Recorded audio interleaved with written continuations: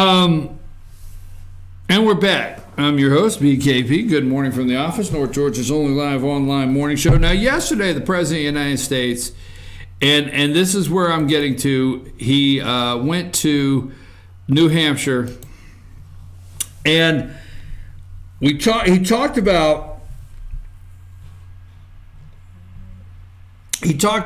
opiate addiction, and this is something, whether you believe it or not, Democrats love dependency. They absolutely love dependency, okay? Democrats love sanctuary cities and having people dependent on them. They like the lower economic scale in the inner city and having people dependent on them. The foundation of the Democrat Party is dependency. Dependency on the government, dependency for health care, dependency on your food. And in order to do that and control the people, the more things they create that causes a dependence on the government, you to be dependent on the government, the better off things are. They can't take this. They're okay with this. I know that sounds bad, and you think to yourself, really, there are people in the world that are okay with this? Absolutely. Absolutely. Let's go to the video. Now, if you, and let me say this, if you're a drunk driver and if you're drinking and you get in a car and you're going down the road and you kill somebody, you're a drunk driver, and you could get a life sentence. You could get the death penalty. You could be put to death, okay, for murder. If you go somewhere and you take a weapon and you just, you kill somebody, you could be put to death, all right? The president talks common sense, and people can't handle that. These drug dealers are actually responsible for ruining hundreds of lives and causing the death of thousands. And they go into court, and you can go into court and see, they go into court and they're back out in 30 days. Wherein if you are driving down the road and you kill somebody drunk, you can get the death penalty. You can go to prison for life. Well, the president addresses that yesterday in New Hampshire, and they just can't. This is not the same guy. The reason they don't like to play these videos for you, and the reason they do not like to discuss these with you, because the people in the room here, you're going to notice, all right? And you and I at home stop and think, well, wait a minute. They keep telling me this guy is just so chaotic, he cannot put two thoughts together within 5 minutes, consecutive thoughts. But then we watch stuff like this and we say, well, wait a minute, he's just talking common sense. Let's play the video, Getting Tough on Drug Dealers, including the death penalty. Let me know when you have that ready, and let's play that. Ready? Let's play that. All the blue ribbon committees we want, but if we don't get tough on the drug dealers, we're wasting our time. Just remember that. We're wasting our time. And that toughness includes the death penalty.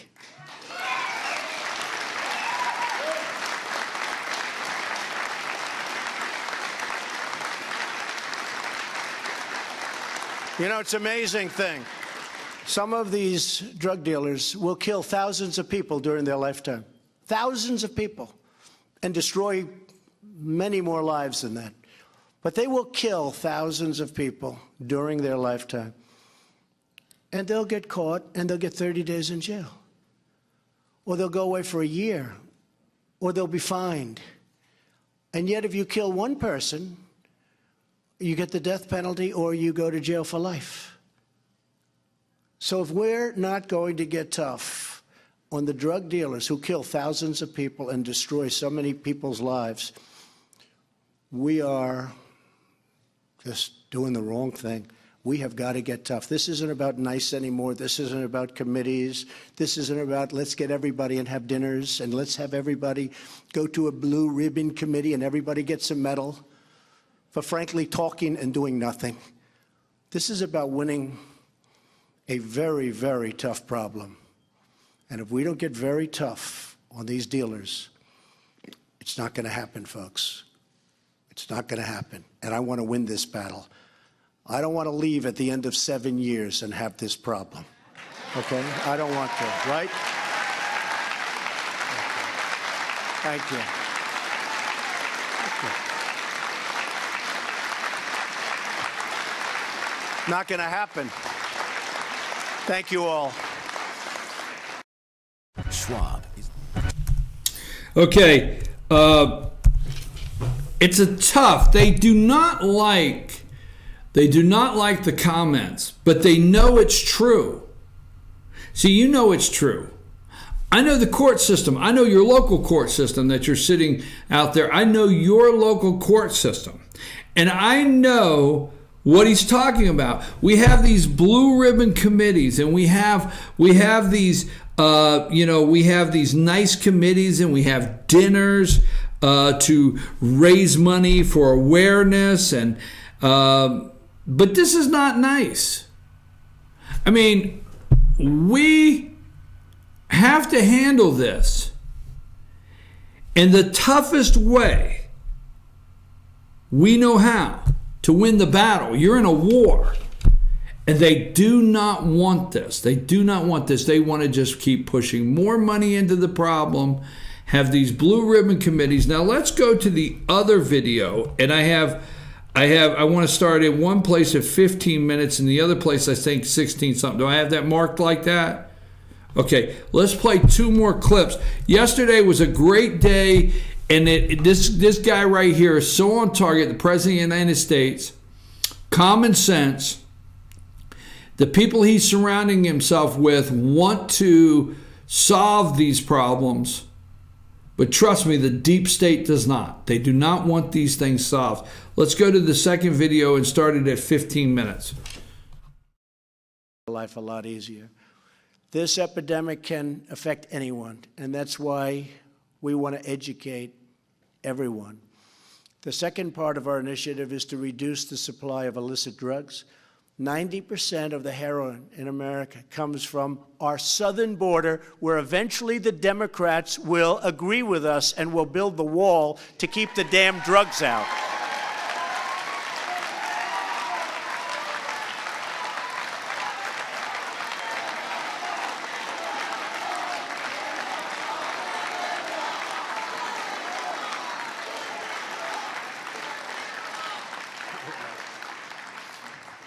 Pretty amazing.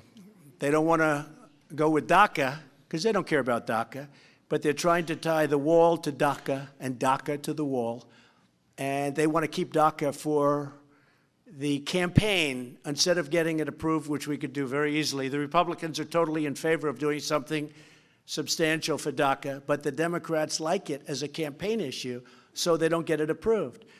And they want to tie it to the wall, which is okay with me. Both should get approved.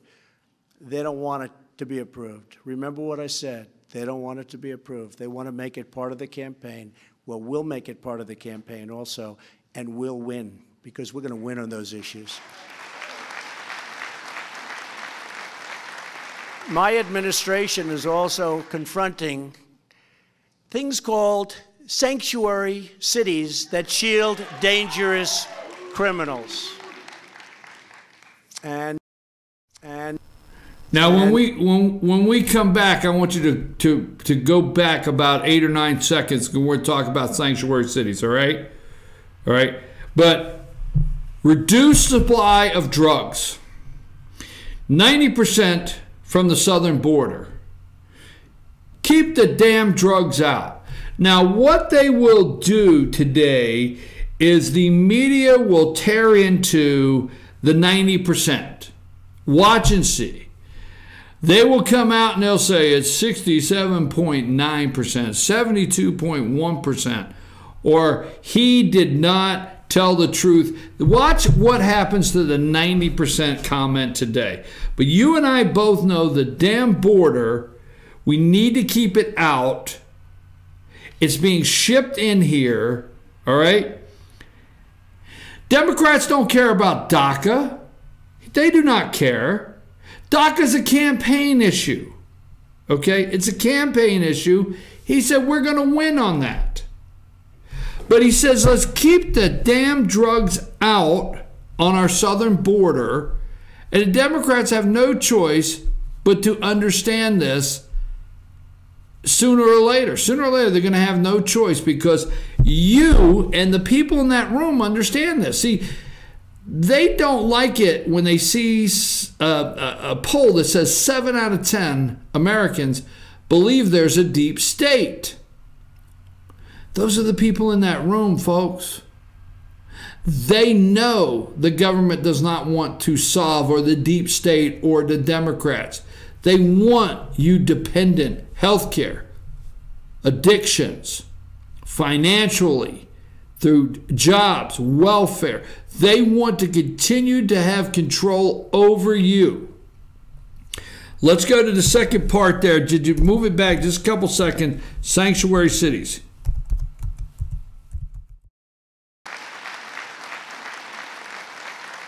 My administration is also confronting things called sanctuary cities that shield dangerous criminals.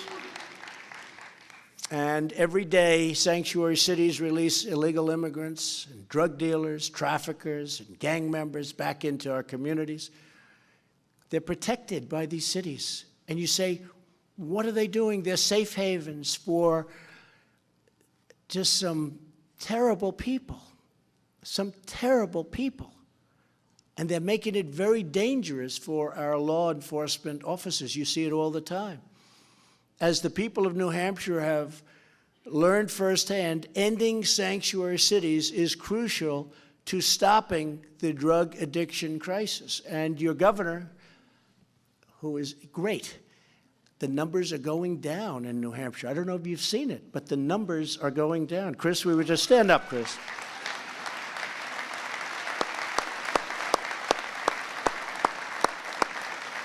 It's really one of the few bright spots where the numbers actually are going down, and that's a tremendous achievement. Thank you, Chris. According to a recent Dartmouth study, the sanctuary city of Lawrence, Massachusetts, is one of the primary sources of fentanyl in 6 New Hampshire counties. ICE recently arrested 15 MS-13 gang members. These are not good people, folks, okay? These are bad, bad people. They don't use guns. They'd rather use knives because it's more painful and it takes longer. These are bad people. In Boston, Massachusetts, which is a place where you have sanctuary cities, I'm repeating my call on Congress to block funds for sanctuary cities and to close the deadly loopholes that allow criminals back into our country and into our country in the first place.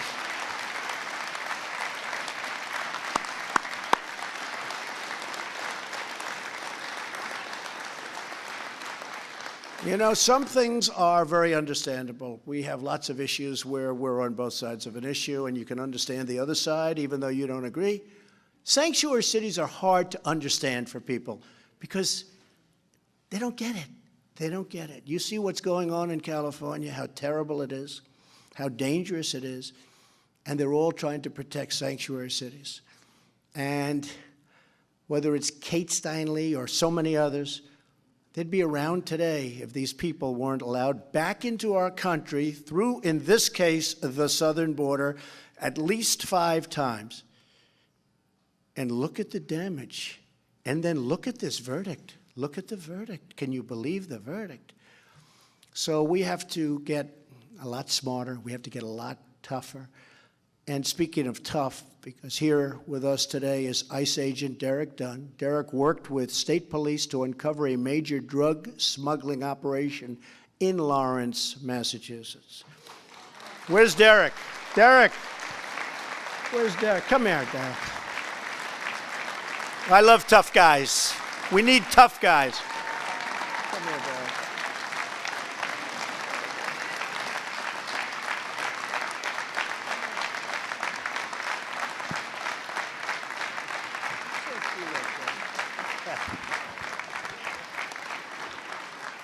Just want to say thanks for everyone being here, and it's been a battle. It's been an absolute battle for our counterparts here at DEA and FBI and everybody, all the law enforcement, state police, and the local police. It's been an absolute battle.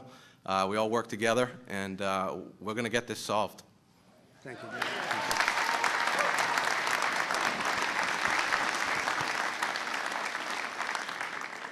He didn't know he was going to do that. And you didn't know you were going to do that, but that's in honor of your boy. But that's in honor.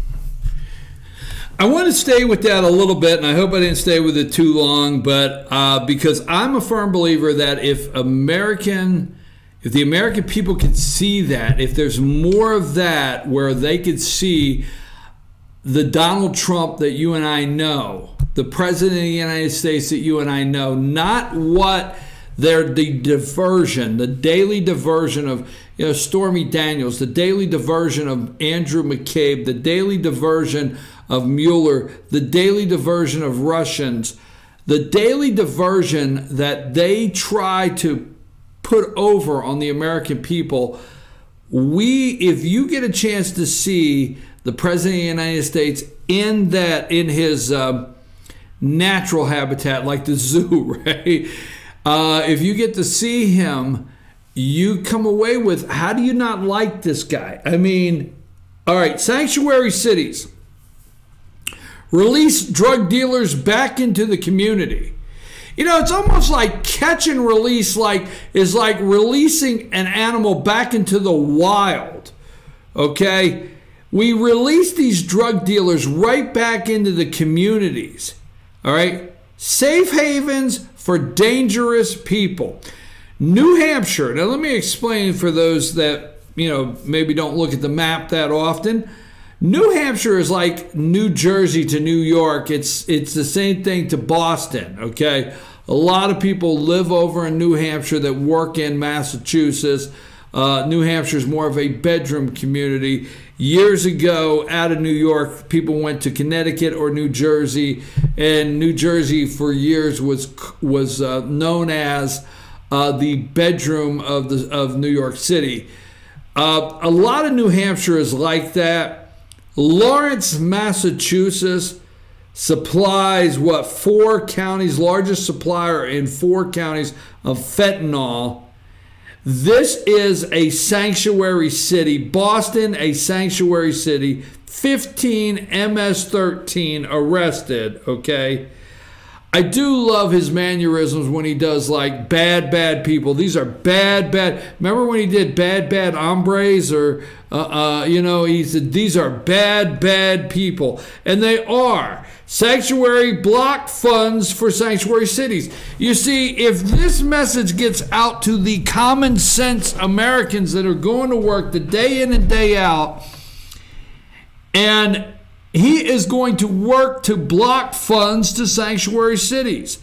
I do think the war on opiate addiction, the war on prescription drugs, I do think the war on drugs, Trump has no interest in this. He despises drugs.